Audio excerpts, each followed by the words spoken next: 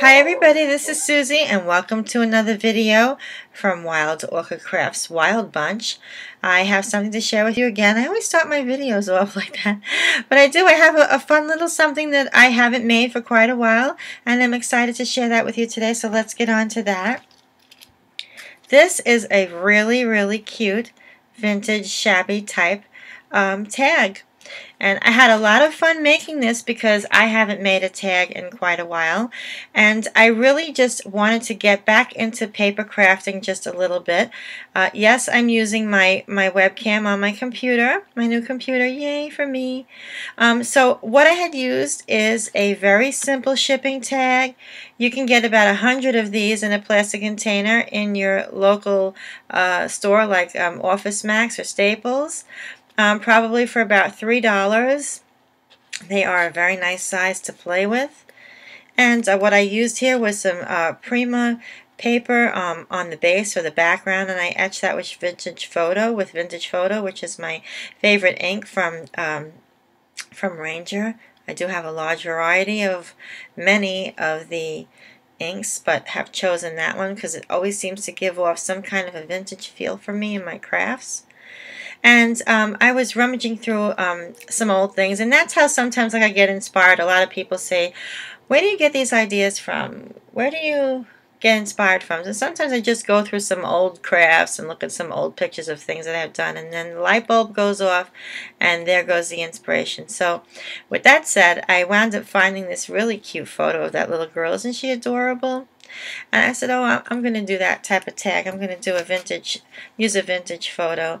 And this is just I have a bunch of old photos in like one of those plastic loose leaf binder thingies. And I keep those together, and whenever I feel like doing some type of a vintage project, I go ahead and grab a photo from there. So anyway, I adhered that photo down with my ATG gun, but I did adhere down the back part of the Prima paper with Aleene's glue. I just like to do that so I get the paper moved around just perfectly, and then I cut it and etch it. I put the picture down, and this is just absolutely, where am I? Here I am. Beautiful lace from Wild Orchid Crafts. It is so sheer and so shabby looking and so beautiful. I just totally love it. So I decided to use this lace. Now, a lot of times when many crafters make, even myself, make tags, we put the lace way at the bottom. And this time I wanted to do something different. So I used this lace to reflect the look of a frame around this little girl. She's absolutely adorable. And then way at the top, instead of pulling through up on top the string or in this case the seam binding, I decided to just tie a bow and put one of the flat back pearls over here from Wild Orchid Crafts in that pink color. It's very beautiful. And here I have some of these trellis roses, which are my absolute favorite. I adore them.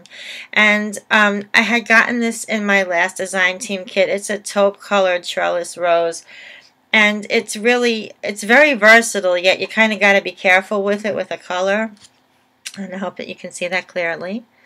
And what I done was I took 2 layers off, because this was a very large flower. I believe it was 1.5 in size.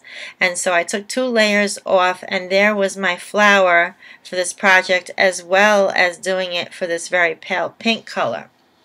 And I like doing that. I like resizing them, and then the little pieces that are left behind, instead of throwing them out, I just recreate them like I've done for this one here. I'm hoping that you can see that. I just recreate them as a bud rose, and they look so perfect for fillers. Also using this really pretty bud rose, the rose buds there, and the really tiny rose buds. Just so pretty. And then I decided to use over here this little wooden spool. Just really adorable. And I took the vintage photo in a sponge, and I just colored that in really good to just give it an old look. I love the way that comes out. And again, the hip rose is just absolutely gorgeous in an ivory color. I'm sorry, just coming down over here again, the Wild Ochre Craft flower that I had taken off a layer or two of the petals and just making the flower smaller, and also using these really pretty two-tone roses here. And some of the stamens, instead of using that inside of a flower, I just use it as a filler. Just very pretty and very elegant and feminine looking. I just love that. And as you can see right over here, this rose here that is like a bud rose now is actually one of the roses from this taupe rose. So see what I'm talking about like recreating your flower by tearing off one layer, and you can certainly save them, don't throw them away, and just recreate them for another part of another project or the same one you're working on.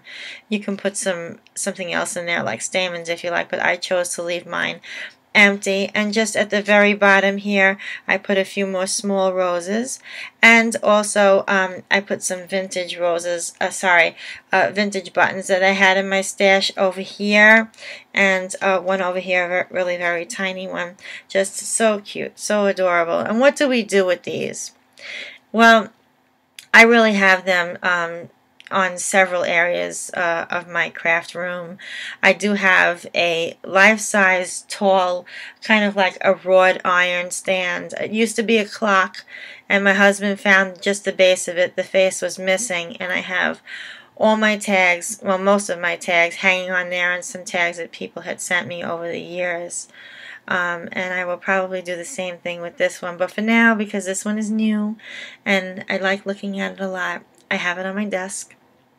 And if you'd like to get some of these trellis roses and some of these other roses, you can go on over to www.wildochrecrafts.com and get some of those for yourself. They come in a variety of colors, as well as the vintage seam binding and these beautiful flat back pearls that come in different sizes and colors and shapes as well.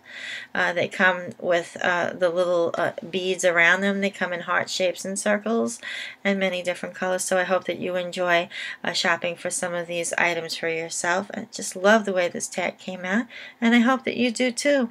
So click on the button below and you will find a list of all the items used in this video, and I hope that you've enjoyed watching the video and seeing my newest creation, which is the vintage shabby tag. So thanks so much for stopping by, everybody. I appreciate all of your friendship, love, and support, and stay well. See you soon. Bye.